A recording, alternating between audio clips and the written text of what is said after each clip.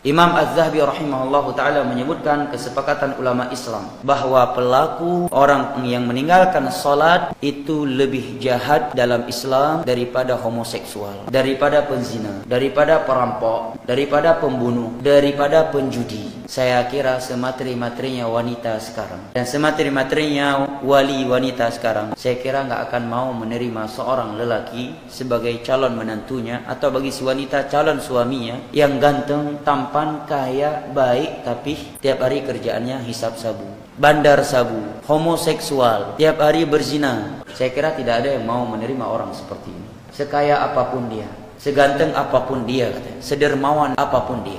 Untuk apa punya kekayaan, baik, harta banyak, tapi homosek dia, penzina, bandar sabu, nggak akan ada yang mau menerimanya kalau dia tahu dari awal, ya kan? Tidak sedikit dari kaum muslimin mau menerima orang yang lebih jahat daripada homoseksual, lelaki yang lebih bejat daripada perampok, pembunuh, pengedar sabu, penjual khamar, peminum khamar, yaitu orang yang tidak melakukan salat. Sepakat ulama Islam, dia lebih bejat dalam Islam daripada lelaki yang melakukan liwat, homoseksual, penzina, penjudi, perampok, pembunuh.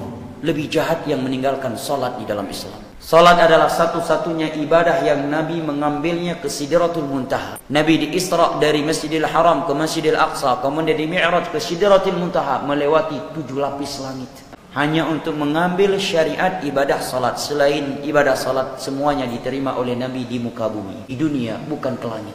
Dan Nabi SAW bersabda, al-ahdul ladzi bainana wa bainahum as-salah, faman tarakaha faqad kafar. Sesungguhnya perbedaan muslim dengan non-muslim adalah salat. Yang meninggalkan salat, dia kafir. Ini hadis Nabi dari sahabat Buraidah, riwayat Abu Daud. Dalam hadis riwayat Imam Muslim dari Jabir bin Abdullah radhiyallahu anhu, Nabi menyatakan bainal 'abdi aw syirki awil kufri tarkus salah. Antara muslim dengan kekufuran, kemurtadan dan kesyirikan adalah meninggalkan salat. Imam Ibnu Abdul Bar dalam kitabnya Tamhid, beliau hidup pada abad keempat, menukilkan kesepakatan para sahabat bahwa orang yang meninggalkan salat secara totalitas hukumnya kafir, keluar dari Islam. Hanya setelah 3 generasi berlalu baru ada beberapa ulama berpendapat kalau dia masih meyakini wajib belum kufur, cuma dosa besar, dipenjara, disiksa, dicambuk. Tapi kalau dilihat kepada pendapat para sahabat, kata Imam Ibnu Abdul Bar, mereka sepakat. Di antara yang menyatakan demikian adalah seorang ulama tabi'in yang bernama Abdullah bin Syaqiq. Beliau menyatakan kana sahabata la yarawna tarka syai'in minal a'mali kufrun illa shalah. Para sahabat Nabi tidak pernah menilai dan berpendapat meninggalkan suatu ibadah dapat mengeluarkan seorang dari Islam kecuali salat.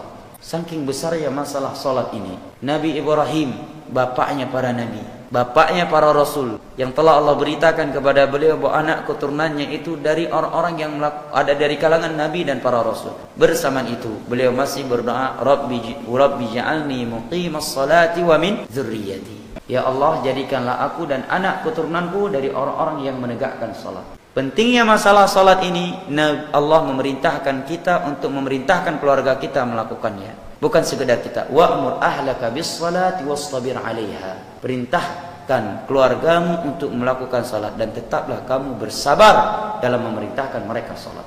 Karena besarnya masalah salat ini, anak di umur 7 tahun sudah diperintahkan oleh Nabi agar kita memerintahkan dia melaksanakan salat.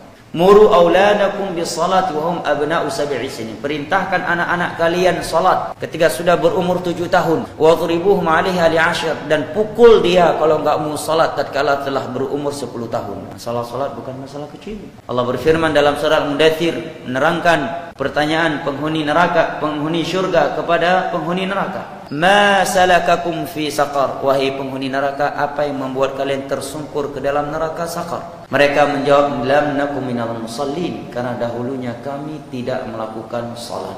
Masalah salat ini saking besarnya masalah salat di sisi Allah Jalla wa Ala. Jangankan meninggalkannya, melakukannya di luar waktu atau tepat waktu, hanya saja dia dengan sengaja tidak menerapkan wajibat dan rukunnya, Allah ancam dengan sebuah lembah yang ada di dalam api neraka. Allah berfirman, fawailul lil shallin alladzina hum 'an salatihim sahun. Wail kata sahabat Abdullah bin Abbas, wadin finnar, sebuah lembah yang ada di dalam api neraka. Wail bagi orang-orang yang salat, alladzina hum 'an salatihim sahun, yang sahun dari salat mereka. Maknanya kata para ulama, sahun dia mengerjakan sesuai dengan rukun, wajibat, sunnah, tapi di luar waktu. Subuh kena jauhkan tu baru sembahyang subuh. Asar ketika waktu sudah habis. Maghrib di waktu isya atau tepat waktunya, tetapi tidak menjalankan rukun-rukunnya, tidak menjalankan wajibatnya dengan sengaja. Ini Allah ancam dengan wail, apalagi kalau dia tidak melakukannya sama sekali. Dan Nabi SAW bersabda dalam hadis riwayat Imam Abu Dawud dari sahabat Abu Hurairah radhiyallahu anhu, inna awwala ma yuhasabu alaihi al-'abdu yaumal qiyamah as-salah. Bahwa ibadah yang pertama kali dihisab di hari kiamat setiap hamba adalah salat. Kalau dia sukses dalam masalah salat, maka sangat besar kemungkinan dia akan sukses dari yang lainnya. Kemudian kata Nabi SAW, kalau dia memiliki banyak kekurangan di dalam salat-salat wajibnya, maka Allah sempurnakan dengan salat-salat sunnahnya. Nah, ini masalah salat, masalah yang sangat prinsipil dalam Islam.